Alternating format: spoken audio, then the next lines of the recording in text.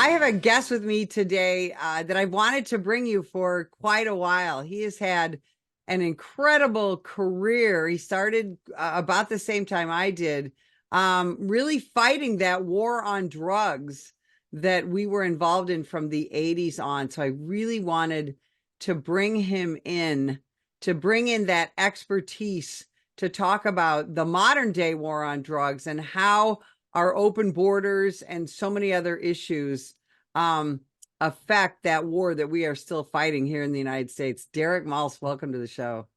Thank you, Betsy. I appreciate it. Hey, Derek, so I'm going to ask you the same question I ask every retired cop. Why'd you become a cop? Well, in my case, I had no choice. My father was in the DEA for 30 years. He ran the New York Drug Enforcement Task Force in Manhattan, the largest and oldest drug task force.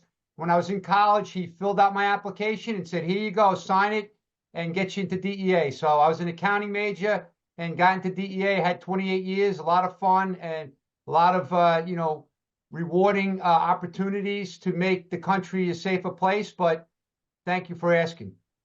Now you ended up being a big boss. And what is that like? I mean, the DEA is a huge organization, and then really it's an international organization.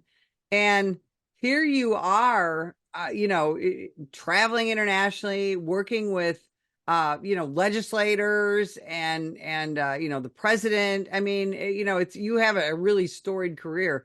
And what was all that like, starting as a young agent and then eventually you find yourself a big boss? Yes, thank you for asking. So one of the coolest moments is when I eventually took my father's job at the New York Drug Enforcement Task Force with NYPD, DEA, and state police in New York. And then, of course, I got promoted to run the DEA Special Operations Division in Washington. And when I got there were 9 agencies, but when I left, there were 30 agencies, 3 countries, and I even brought in the NYPD because I wanted the state and locals as part of my operation. So we were a synchronization center to go after transnational criminals around the world.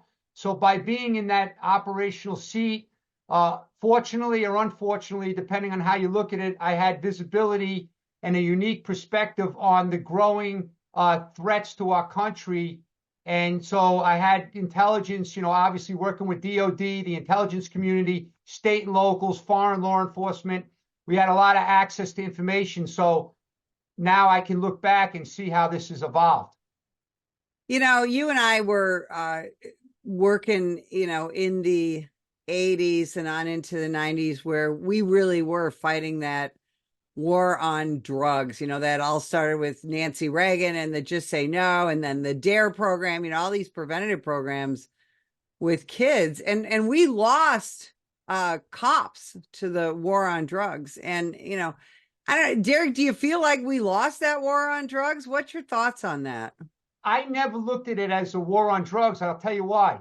Because if it was a war on drugs, we'd be using the U.S. military and intelligence community capabilities to decimate these adversaries. Right now, the Mexican cartels are the biggest day-to-day national security threat to American citizens, and they get off the hook easy. We don't use the precision drone strikers that we have and other capabilities. Like, they are narco terrorists like we've never seen. We've never had in the history of America any terrorist organization kill this many Americans. So it's not really a war. The way I always looked at it is if we took drugs off the streets, we were saving lives every day. So when I was working, like as an example, a kilogram of heroin back in the days would create 20,000 little glassine bags, which was out there in the street, 90% heroin, was killing kids.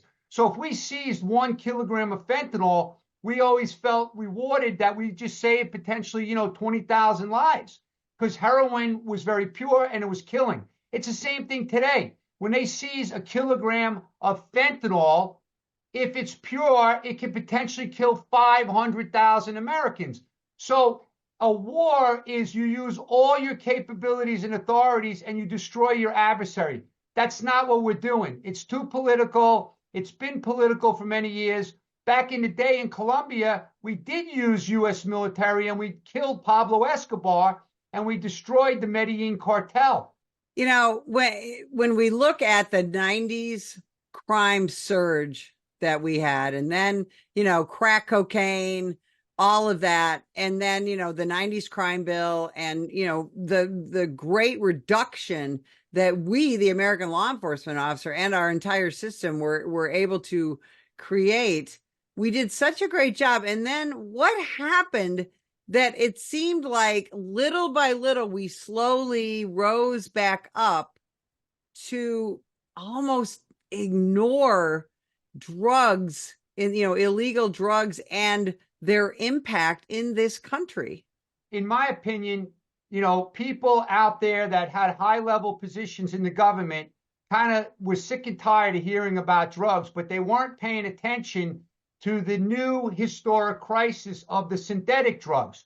So when I was the head of the Special Operations Division right around 2008, 2009, we started seeing chemical substances coming in from China, hitting our streets. It was synthetic cathinones and cannabinoids known as K2 spice and bath salts on the streets. And nobody really knew what was going on. So we had some major operations and we started looking at this stuff. It was coming out of these Chinese labs.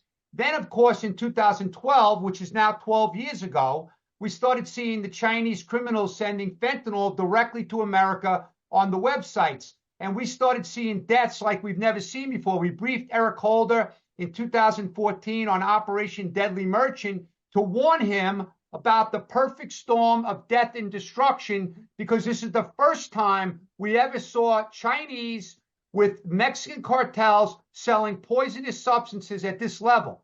And then, of course, they shifted sending the fentanyl down to Mexico, where now they're making all the pills and they're bombing our country. But what people don't realize is how quickly this evolved. And that's because of technology and because the U.S. government took their eye off the ball. Okay, they downplayed, how important the drug trafficking investigations were. They also took their eye off the ball that drug traffickers were working closely with terrorists because terrorists were tapping into the proceeds of crime so they can carry out their radical operations around the world. Because they started realizing how easy it would be to make some cash from getting involved with aspects of the drug trade. So right now we have the Chinese Communist Party and Chinese criminals more involved in drug trafficking than we've ever seen in the history of the country.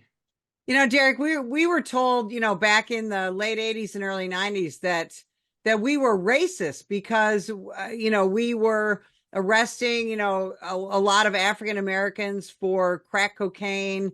And then now we're kind of told, and we've been being told for a while, that frankly, drug addiction and drug dealing and all that is just, it's a victimless crime, to the point where states like Washington have said, you know what, we're not going to make a big deal out of any kind of drugs, fentanyl, heroin, cocaine, any of that.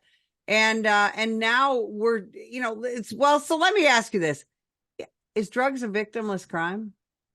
Absolutely not. And as a matter of fact, the state of Washington over the last month has declared a state of emergency because the crime, the addiction, the deaths, the homelessness is off the charts. Nobody wants to go.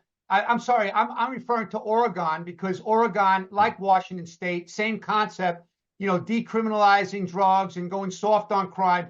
Now Oregon, for example, with their Measure 110, they're backtracking because they realize what a mistake it was. But the communities, the families are getting destroyed. As you can see behind me, I support families around America. We're burying, about 300 Americans every day, 9,000 a month, because drugs are destroying the fabric of our society, our future generation. But unfortunately now, the Chinese criminals are actually using these drugs to destabilize the country. And I'll give you a good example because it's happening as we speak. The Chinese are coming into the country at record levels across the southern border. They're setting up marijuana grow operations throughout America. They're taking advantage of the soft on marijuana laws, the legalization movement. But now today, CNN put out a health study showing that the marijuana today is causing all these new health issues like heart attacks and stroke and other things. And we know from talking to emergency room doctors that the marijuana today with higher THC content is causing depression, anxiety, schizophrenia, psychosis. So the Chinese are now using the marijuana grow operations to destabilize our country. And shame on all Americans that aren't paying attention to this. Why does America seem to have this incredible appetite for illicit mind-altering drugs?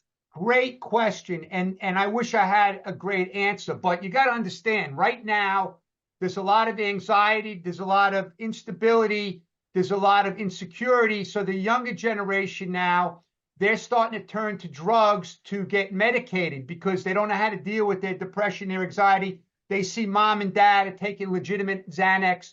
So then they start getting involved with drugs, hoping to feel better. And in many cases, if you're taking legitimate, over the counter or legitimate prescription drugs, you're going to feel better. But unfortunately now the illicit drug supply is tainted. Now, the other thing to answer your question is that with internet and with social media, the drug traffickers now can take advantage of a much younger generation. That's why we're seeing 13-year-olds, 12-year-olds, 14-year-olds dying in their homes when their parents think they're upstairs doing their homework or talking to their friends, and the drug traffickers are delivering these fake pills right to the houses.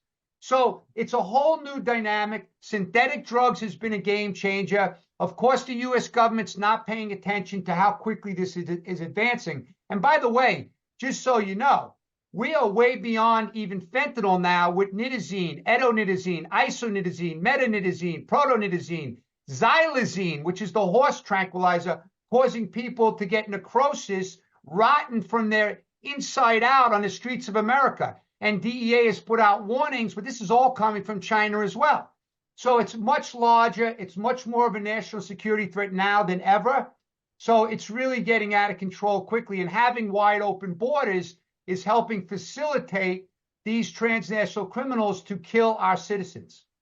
Now, Derek, the federal government tells us that the border is completely under control. Yeah. And they have control. Who actually has? Now, I'm sitting 80 miles from the southern border right now. Who has operational control of our borders? So the Mexican cartels have operated with total impunity for several years. They are controlling all the human trafficking, the sex trafficking, the drug trafficking, the gun trafficking, and all the migrants that are coming across into this country at record levels. They're making billions of dollars because now they have other funding streams that historically they weren't tapping into. But every criminal takes advantage of weaknesses and vulnerabilities. And right now, our government has helped them get their business enterprise to a whole new level. So we are in bad shape. And I'm not being political. What I always say is that the topics that we're talking about right now are not red or blue issues. They're red, white, and blue issues. Every American should care because every American's being impacted in some way. So we have to unite and we have to work closer together and realize this is not grandpa's opioid crisis. This isn't some doctor overprescribing some medication. That's in the past. As a matter of fact, right now, people with legitimate pain sometimes have a hard time even getting medicine because the doctors are much more cautious and they're much more, detailed when they're prescribing. But unfortunately, that's when the criminals take advantage. And that's why we have the chaos right now in this country when it comes to drugs. You brought up so many great things. We talk a lot in this country about gun violence. How closely tied is the gun violence in this country to drug, the proliferation of illegal drugs in this country? Well, that's a great question, and it's a long answer, so I'll try to keep it quick. But in my experience running this large law enforcement operation for many years and staying every day involved with this crisis, most of these cases out there are related to gangs, drugs, and guns, okay? It's kind of overlapping. That's why when I was at my Special Operations Division, we work closely with FBI, ATF, Homeland Security Investigations, U.S. Marshals, and also all these state and local agencies, because everything's connected when it comes to these inner cities and these gangs, the way they operate. So you can't separate out. The greatest example, because I know your background coming out of Illinois, is when Chapo Guzman case out of Chicago started. it started as a gang investigation when they realized that these two Mexican American twins were Chapo Guzman and the Sinaloa cartel's command and control leaders in Chicago, and they were supplying all the cocaine and meth to the gangs down there. Not all the cocaine and meth, but the majority of it to the gangs in Chicago. And then there were turf battles, and there were shootings, and there was murders all over, command and control leadership in the streets of Chicago. But that's the same now in all these cities, right?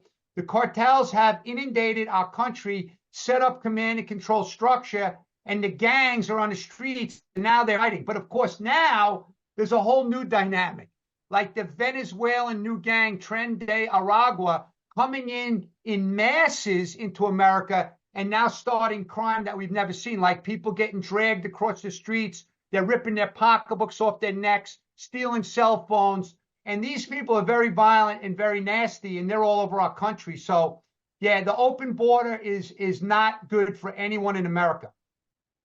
I look at that wall behind you of, just this mass of humanity affected by, what's happening today in the United States.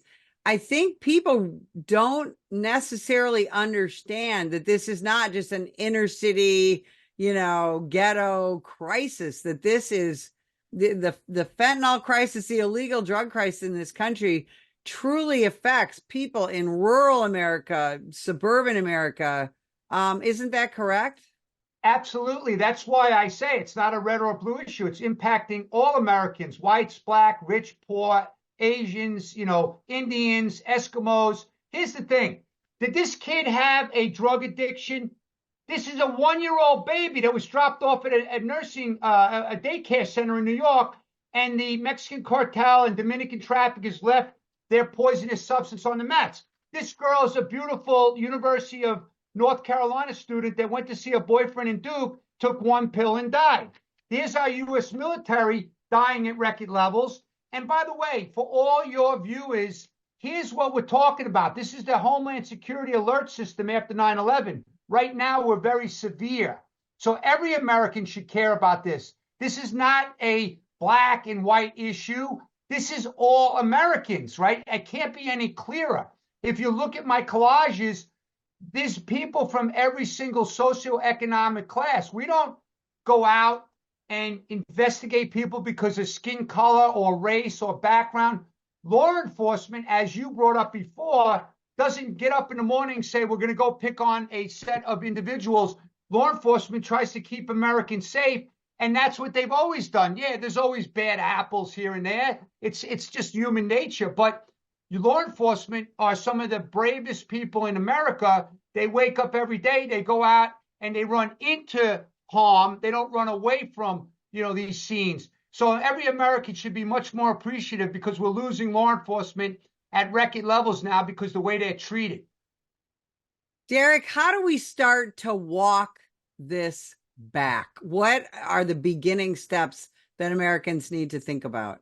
Well, for one, in relation to the fentanyl crisis, I think it would help if our White House actually educated the public in the right way.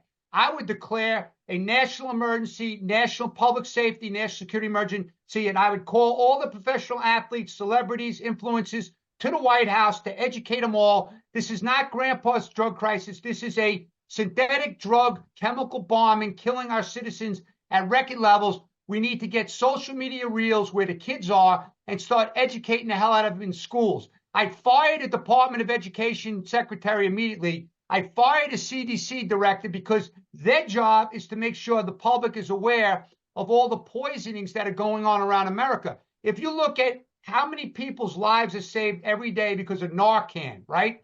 But the public has no way to understand the magnitude of the threat because they don't put out those statistics. The CDC's drug death statistics are so inaccurate and so dated, it's disgusting. When COVID was going on every night, bing, bing, bing, how many deaths, how many cases? Now, the second thing we have to realize is if you have a water leak in your home, you have to shut off the main valve right away. Right now, the water leak, the tsunami that we have coming into America comes from the cartels. the command and control infrastructure, the labs. So we have to shut them down immediately with a sense of urgency. So we have to get Mexico on board. We have to hold them accountable. If they don't get on board, we have to put American citizens first and decimate the command and control of the cartels immediately. I tell you, Derek, I have so many more questions for you, but very briefly, where can people find out about the organization you're involved in, Border 911, and where can people follow you on social media? So border911.com, okay, is where you can find not only me, but I'm surrounded by some of the greatest public servants and patriots, Tom Homan, Mark Morgan, Rodney Scott, Sarah Carter, Jason Jones. And we are out there trying to harness the power of the American people to preserve our nation's sovereignty, right? We're trying to educate and trying to give the public the facts, not with the politics, just straight facts where you can make your own determination. We are out there, and I'm also out there on social media, Derek Maltz _senior on Twitter. I have a Facebook National Security Public Safety group, and we're out there just trying to put out. So like today, for example, CNN Health came out with this new article on marijuana. So before people are supporting legalization of marijuana, I hope they understand this isn't the marijuana from the 70s and the 80s. This is a lot of Chinese marijuana in our country screwing up our future's brains. That's not good. Yeah, Derek, you are such a wealth of information, and I can't thank you enough for spending time with us today. And if you would like more information about the National Police Association, visit us at nationalpolice.org. Ma'am, put the gun down! Put the gun down! Last year, law enforcement officers were involved in hundreds of thousands of use of force incidents. A use of force incident is when an officer must use nonverbal tactics to gain control of a dangerous situation. Put the knife on the ground. In many cases, officers have no choice but to use force when a suspect doesn't comply with a lawful order. Use of force is always ugly. No one likes it, especially police officers. Together, we can help de-escalate these dangerous encounters. Help police officers by complying with their lawful orders. Don't attack, attempt to disarm, or flee from an officer. Use of force is an officer's last option. Most incidents can be avoided by not resisting arrest. If you feel you've been wrongfully detained by a police officer, then seek a legal solution after the encounter has been resolved. Let's keep everyone safe. Comply now and complain later.